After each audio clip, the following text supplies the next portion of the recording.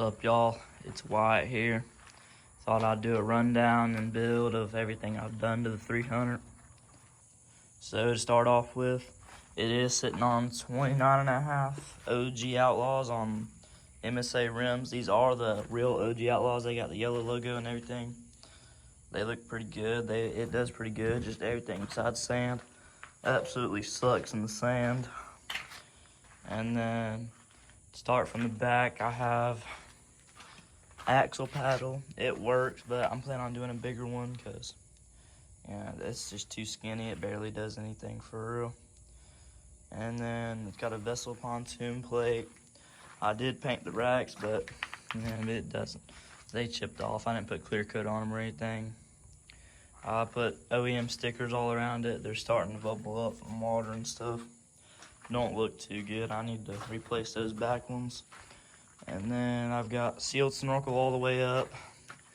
I'm planning on doing, I got a 400EX carb on the way for it.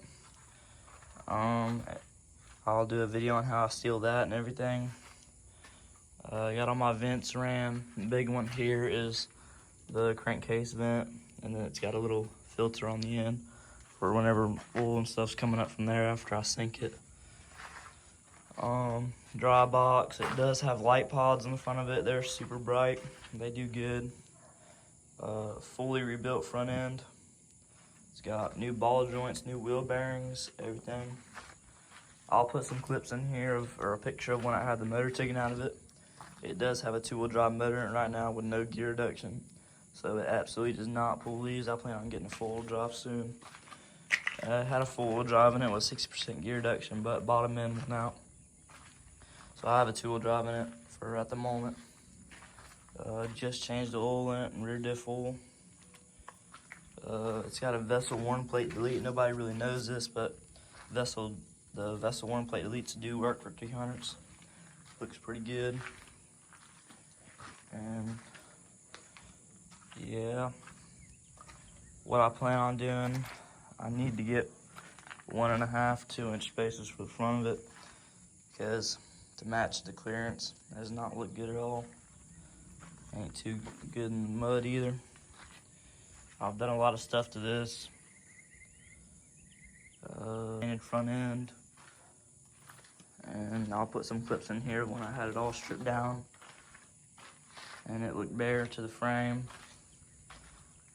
A new one of these up here, looks pretty good.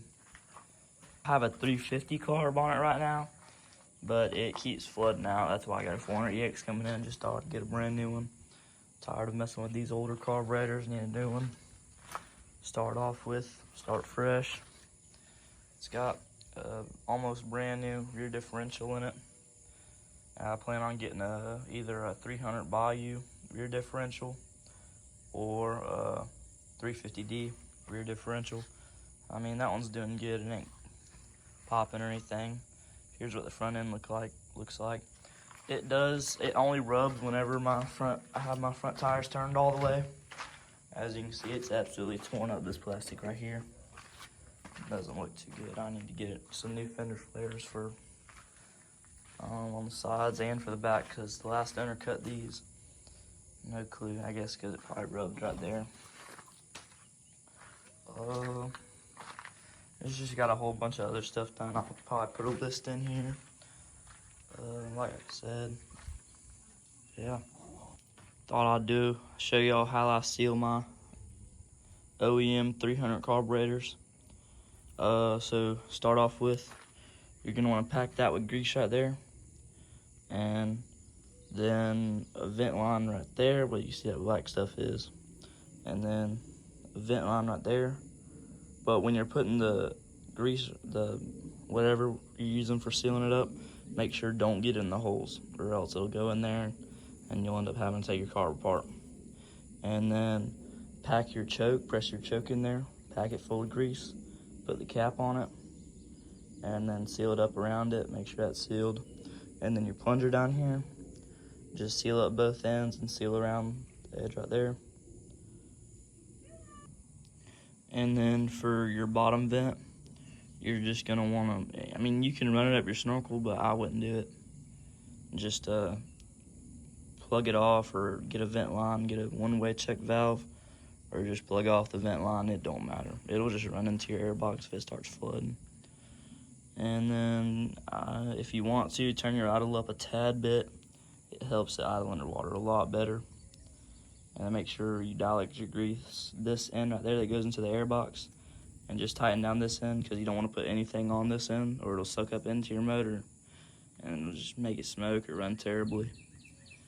And then another thing I wanted to add, when you're getting a carburetor, don't use Chinese carburetors. I'm telling you, they're just, you'll end up having to get a new one. After a while, they're just no good. And then I'll show y'all how I have my Strongful ram.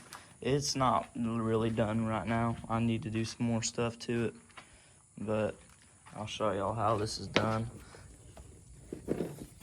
Seat's super heavy right now. It's full of water. Just got done riding.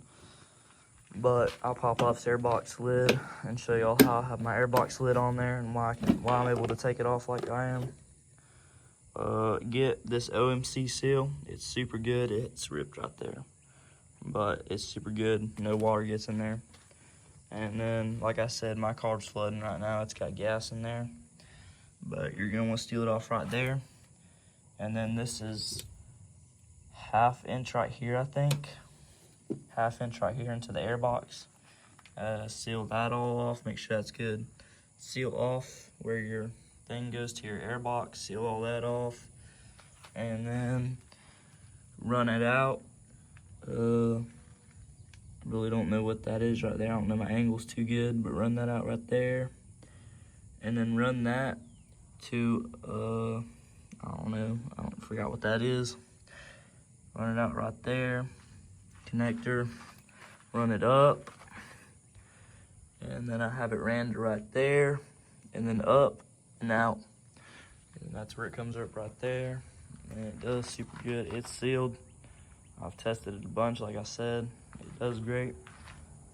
My 300 carb did idle underwater, but this 350 carb's acting up, and so I said I'm just getting a 400EX. It's gonna do super great underwater.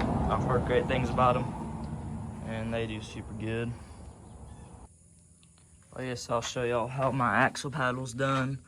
It's just welded up right there. I need to clean this fool. It looks super dirty right now. I need to throw some chicken shine on it, but on the axe paddle, it's just welded up right here with a whole bunch of fins on it, paddles, and then it just slides onto the axle and tighten those axle nuts, and it works. It's too little, too skinny. I'm probably gonna end up cutting a spot out in the middle right there and putting it in there. If any of y'all know, I was just worried about this. Where does the shock mount go after you cut that out right there for axe paddle? That's all I wanted to know. And that's about it with the 300 build and rundown. Pretty much ran over everything. Like I said, I need to get spacers for the back.